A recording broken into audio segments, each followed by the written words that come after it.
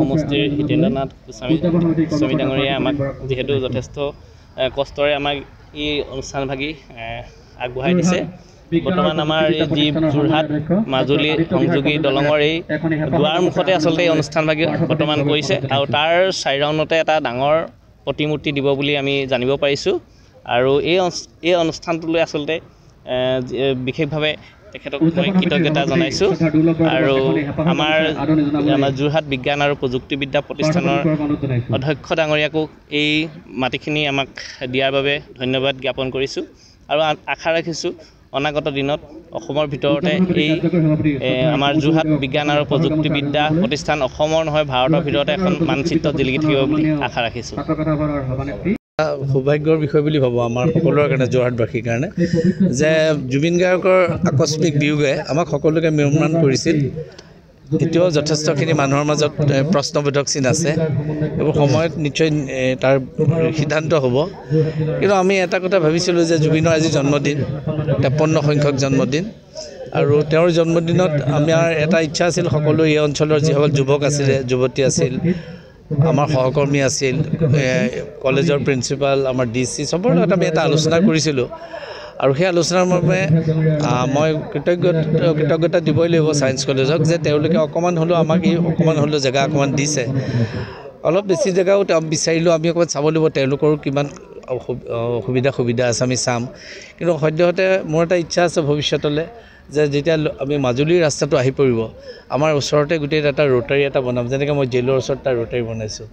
আৰু সেই ৰোটাৰীটো জুবিনক আৰু অকণমান ধৰণে তেওঁক মানে ৰিফ্লেক্ট কৰাব বিচাৰিছোঁ জনসাধাৰণৰ আগত, বাহিৰৰ পৰা অহা মানুহৰ আগত। আৰু সেইটো এটা মেজৰ পইণ্ট হ'ব। এইটো মোৰ মনৰ আমাৰ সপোন এটা আছে, সকলোকে লৈ পেলাই আমি সপোন দেখিছোঁ। আৰু সেইকাৰণে আমি সদ্যহতে মাননীয় মুখ্যমন্ত্ৰীয়ে এটা কথা এবাৰ আমাক কৈছিলে যে প্ৰতিটো বিধানসভা সমষ্টিত পাৰিলে জুবিনৰ এটা প্ৰতিমূৰ্তি আমাৰ ফালৰ পৰাও বিধায়কসকলেও কৰিব লাগে। গোটেই বিধায়ক মানে অকল আমাৰ বিধায়ক নহয়, গোটেই অসমৰ বিধায়ক চবেই কৰিব লাগে। আৰু সেইকাৰণে মই থেংক ইউ দিছোঁ যে আমাৰ অঞ্চলৰ যুৱকখিনিক, মই কাৰো নাম ল'লে দিগদাৰ হ'ব, এটা দুটা নাম নলওঁ, তেওঁলোকৰ আগবাঢ়ি আহিছে। মোতকৈও তেওঁলোকৰ আগ্ৰহটো বেছি আছিল সেই সময়ত। আমি জেগাটো ক'ত ল'ম এই কথাবিলাক লগত চিন্তাত আছিলোঁ, কিন্তু তেওঁলোকে আগবাঢ়িলে। মই এইটো জানো যে ছায়েন্স কলেজৰ কিছুমান বাধ্যবাধকতা থাকে, সেইটো কাৰণ গভৰ্ণমেণ্টে তেওঁলোকক এলট কৰা মাটি, গতিকে গভৰ্ণমেণ্টৰ লগত মই নেগ'চিয়েট কৰিম। আমাৰ চৰকাৰ যিহেতু আছে, অলপ হ'লেও এই মাটিখিনি অলপ এটা পাৰ্ট আমি ল'ব লাগিব। আৰু ওচৰতে আমাৰ গাৰ্লছ হোষ্টেলটো আছে, তেওঁলোকৰ ছিকিউৰিটিৰ কথাও আমি চাব লাগিব। সকলোবিলাক উলিয়াই আমি কামটো শুদ্ধভাৱে কৰিম। আৰু মই এই ক্ষেত্ৰত কৃতজ্ঞ যে আমাৰ DC is a new face আমাৰ কাৰণে, যোৰহাটত নতুনকৈ আহিছে। মই আজি 35 বছৰ আগতে বিদায় কৰিছোঁ, বহুত দীঘলীয়া জাৰ্ণি, কিন্তু মই 2 এজন আগতেও ভাল DC আছিল, কিন্তু he is one of the best. মোৰ দৃষ্টিত তেওঁ বুজি পায় কথাবিলাক, আৰু য়ং এনাৰ্জি থাকিলে আমাৰ কাৰণেও সহজ হয়। আৰু প্ৰিন্সিপালো তেখেতৰ কিছু বাধ্যতা থাকিলেও তেখেতে হি হেজ অলছ' একচেপ্টেড। আৰু বিশেষকৈ আপোনালোকৰ যুৱকসকল, মহিলাসকল, ইয়াৰ যিখিনি মানুহ, তেওঁলোকৰ কাৰণে এইটো আজি সম্ভৱ হৈছে। এইটো আমি নাই, কিমান দিন নহয়, 3 মাহৰ ভিতৰত কৰিব লাগিব। এইটো মোৰ দিছে, কাৰণ আমি যোৰহাটৰ সেইকেইটাও চাই আছোঁ। আমাৰ জেলৰ ওচৰত যিকেইটা মূৰ্তি, ইয়াত আমি এইটো চাওঁ, খালি চবৰ লগত এবাৰ আলোচনা কৰি মূৰ্তিটোৰ কেনেকুৱা হ'ব। হাইটটো আমি খুব বেছি নকৰোঁ, এটা নৰ্মেল হাইট কৰিম, কিন্তু বেছি হাইটটো আমি তালৈ ৰাখিছোঁ, বুজানে? এইটো কাৰণে একেলগে দুটা হ'লে কম্পিটিশ্যনৰ নিচিনা হ'ব।